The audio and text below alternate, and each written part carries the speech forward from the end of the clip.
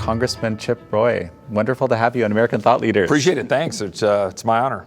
Well, so, I'm going to jump in on something which has made me really curious, okay? And this, you've actually been leading a charge at times when, a number of members of Congress weren't thrilled to hang around in the chamber and so forth and vote on issues. You led the charge saying, nope, we got to stay, we got to stick it out, we got to do our work here. Right. And some folks weren't too thrilled about that. At least that's what a little birdie told me. Sure. Tell me a little bit about, what is your motivation here and what is this all about? Well, it's a great question, and this is one of those things where it's kind of much ado made about nothing with respect to what the American people would think that the People's House is doing, which is being in Washington, debating and voting. But many swamp creatures, whether they're Democrat or Republican, they get awfully comfortable in the way they do things, which is be there, have a few token votes, have a few show votes, go do their committee stuff, and then fly out back on Thursday after 2 or 3 days in town. They get a little comfortable with that process. I'm not. I think the American people sent us there to do a job. I think they have been demanding border security for a long time. I think they've been demanding changes to health care for a long time. I think they've been demanding that we do our job and balance the budget for a long time.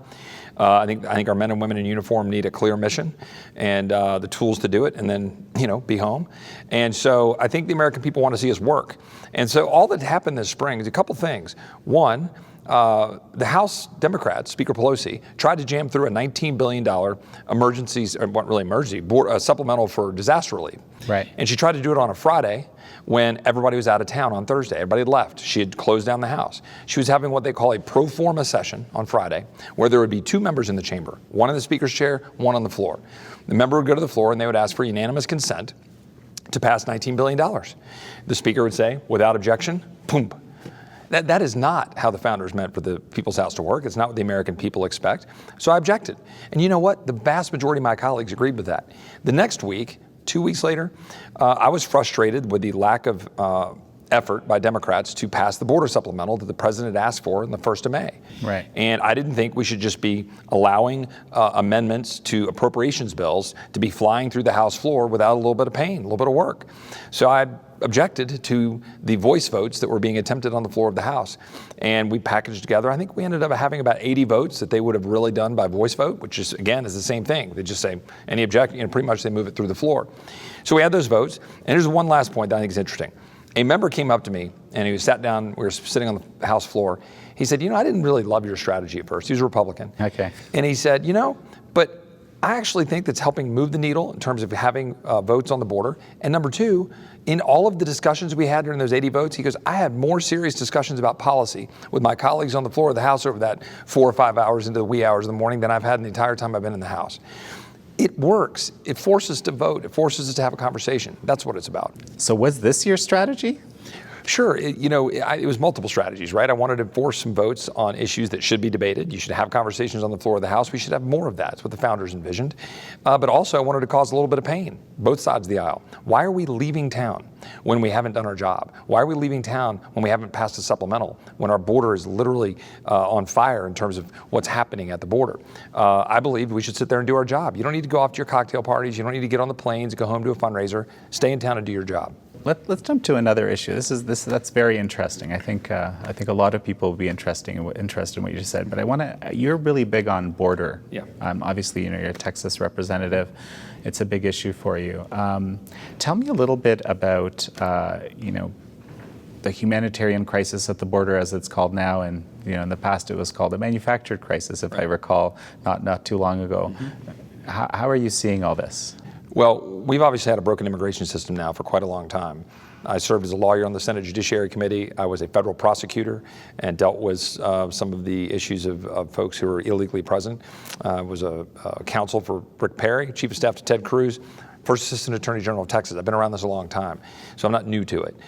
We need to secure the border. We need to secure the border for the benefit of the United States and our citizens and the safety of our communities, but also for the migrants who seek to come here. They need to know how to come here. We need to send a very clear signal and then follow the law so that we're following the rule of law for the safety of them and ourselves. What's happening at the border right now is unconscionable.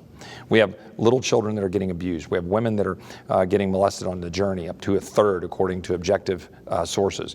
We have overcrowded facilities, not because Border Patrol isn't doing the best in a tough circumstance. They are. They're actually doing great work trying to do what they can with numbers upwards of 144,000 in May alone. These are numbers we've never seen before.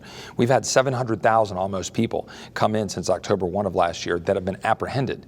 That's not counting those who have gotten through and not been apprehended. And so these numbers are extraordinary. The amount of dangerous narcotics, fentanyl, things that are coming through, and all of this is being driven by cartels who do it for profit. Specific cartels, the Reynosa faction of the Gulf Cartel, the Cartel del Noreste, Los Zetas, Sinaloas, they're making hundreds of millions of dollars moving people, in addition to what they're doing with narcotics. Why are we turning our border to be operationally controlled by these cartels? We know how to fix it. Unfortunately, my Democrat colleagues refuse to actually do what they should do to fix the border. They, as you noted in your question, they've been denying that there even was a crisis for the last 6 months. And finally, in the last month, they said, oh, I guess there is a crisis. Maybe we should do something. They tried to do something that wasn't as good. Nancy Pelosi ended up having to eat it and accept the Senate version. But I voted against the Senate version because it didn't do enough either. We need to provide resources to ICE, and this bill blocks that. You can't just throw money at Border Patrol and think that we're going to find a way to solve the problem. So this is something we've got to deal with. The district that I represent, Texas 21, the southwest line of it is about 95 miles from the border. A dear friend of mine lost her son. He was murdered 13 months ago by an illegal immigrant who was here, been released, caught, released, and ended up murdering Jared Vargas. And Lori Vargas, his mother, is a dear friend, and his family have become very close to me. It is ridiculous that we, the most powerful nation in the world, aren't running our own borders. And last point, just today, I was at an ICE facility in Aurora, Colorado, because I'm here in Colorado for this summit.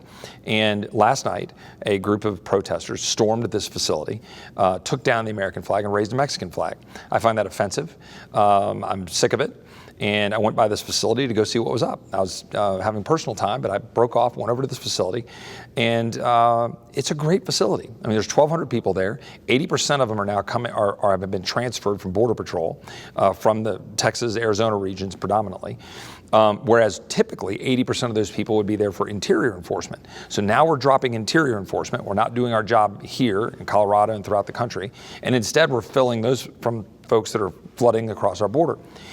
57 countries represented in that facility, 57 countries from all over the world.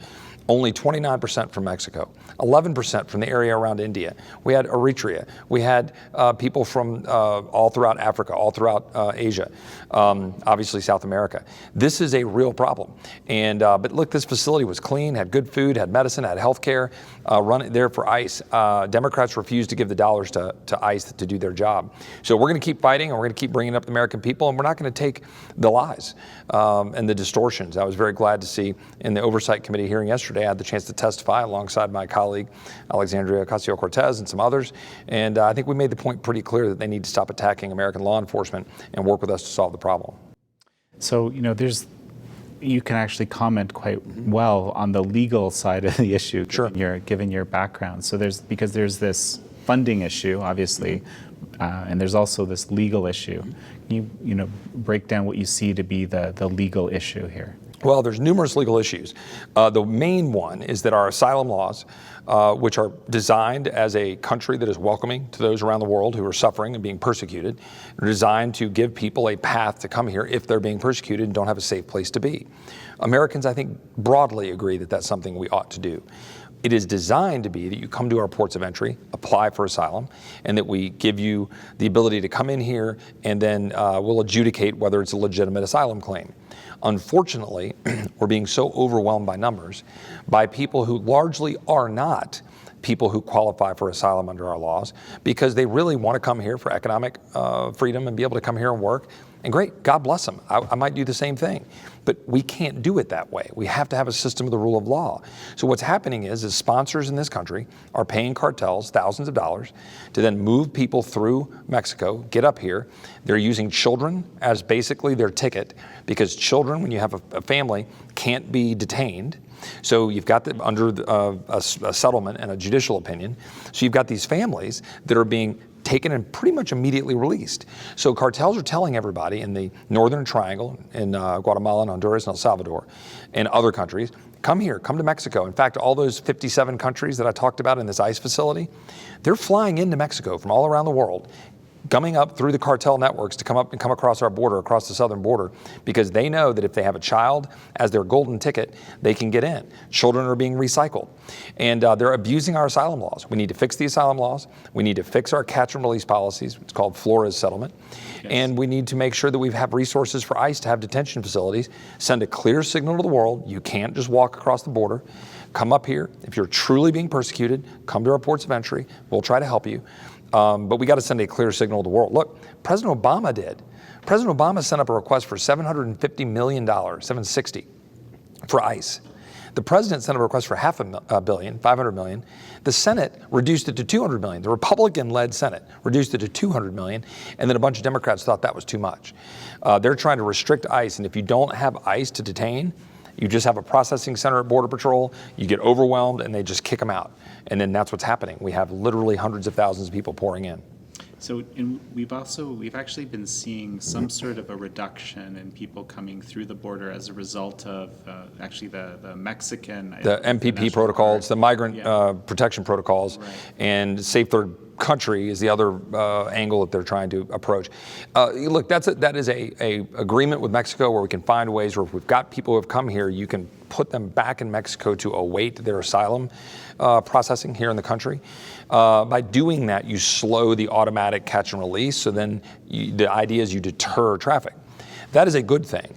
The problem is when you've got dangerous areas in Mexico where cartels, particularly the ones I mentioned before, the Gulf Cartel, the Reynosa faction, and the Zetas, who are really pretty brutal, you start to wonder whether these are truly safe areas where you can return migrants, and we obviously have a responsibility to handle that properly.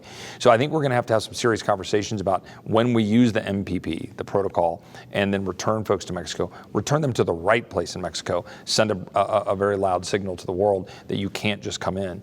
But I do think we're seeing a little bit of a reduction from that, partly also because the heat. Every year in May, June, it starts to drop off a little bit. But that reduction, by the way, was from 144,000 in May to about 100,000 in June. Right. 100,000 in March was a massive number, right? So the goalpost being moved about how much the numbers look like. And there's also this, initiative that the president made with Mexico, threatening tariffs and sort of to actually, get the Mexican side to prevent people coming across, and that's ostensibly having some kind of effect. What are you seeing with respect to that? Well, I think that agreement was to have more resources in Mexico dedicated to having their military involved and their law enforcement involved, and that's a good thing. And I think the president was right to rattle a little bit and try to get Mexico to do more. And then that's what they're doing to work with us on the migrant protection protocol, so that when people come, we can have them back in Mexico awaiting it to put pressure to say, guys, you can't just flood across the border.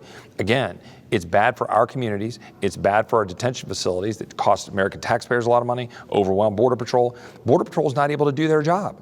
They often have only, 60 people manning the whole Texas border at any one given moment because they're spending so much time in facilities that are designed now to process people. They're Border Patrol. They're supposed to be on the border. Right. And they're overwhelmed. They don't have the resources they need. They can't see the river. The cane is too thick.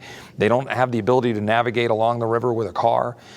This is all purposeful. And with all due respect, my Democrat colleagues don't care. They don't. This is a political issue for them, and they try to make this into something about humanitarian issue, and it is, but they then forget the American people need to have a secure nation. Yeah, I can see you've given this quite a bit of thought. I'm wondering, so what hope is there in actually kind of solving this, given the current political climate? What do you see? Well, the American people need to know the truth. That's what I keep trying to do, is get the truth out there. That's why I went to Aurora ICE facility today, posted in social media a video, said I was just there, sent my chief of staff last Saturday down to the Clint facility in Texas to immediately follow up on what my colleagues were alleging in the border facility, which I don't think was accurate.